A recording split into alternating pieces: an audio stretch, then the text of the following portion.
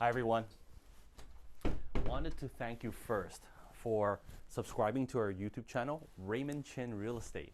And if you haven't subscribed already, take a few moments, hit pause, and click subscribe.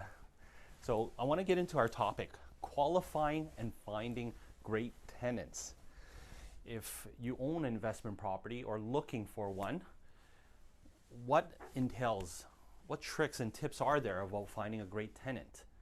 For starters, there's three realms that we tap into. We ask for a completed rental application, proof of income, such as your last 4 pay stubs, or if they're coming from another city or country and they have a job offer letter to come to the city where they want to reside, they need proof of that as well. And of course, their credit score report. So let's start with the first, the rental application process.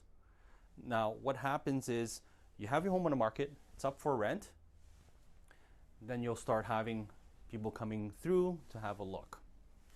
As soon as there's an interested party, they'll file a rental application to you. So the first step, what do you do with the rental application? So the rental application.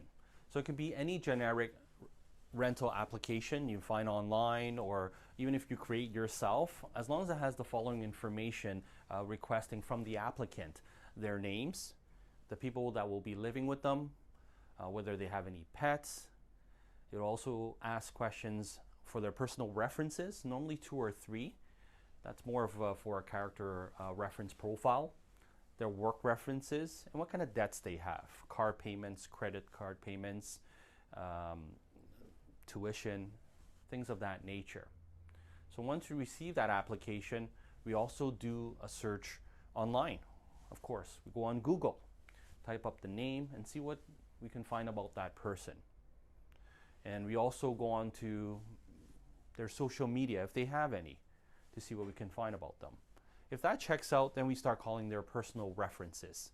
Asking question is how long you've known the applicant, do they keep themselves clean when you go visit their house, things of that nature. Generally, we have about 10 or 12 questions we ask them. We also call their work references to verify their employment. It's amazing what you find about a person online. So that rental applications is the first piece. And then the next item we ask for is pay stubs. Generally, the last 4 pay stubs is what we ask for, and we correlate that with their net income, not their gross.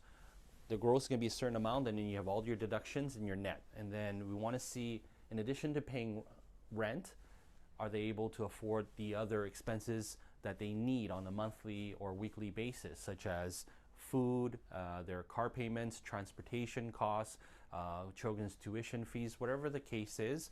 We want to make sure that they can afford it. There are going to be tenants that live paycheck to paycheck, which is fine. You just want to make sure that they do have sufficient amount that they're making right now. If it's a new job, such as 6 months, they've been in this employment, we'd ask what they did before. We also would want to be curious about how many times they changed jobs. You want to make sure that they have stable employment. If they keep changing jobs every so often, then they'll have gaps where they're not making income. So analyzing their income and also their type of employment is also very important. Another scenario we get is what happens if they're coming from another city, another country even, where they don't have any existing employment here, but they are going to start employment here.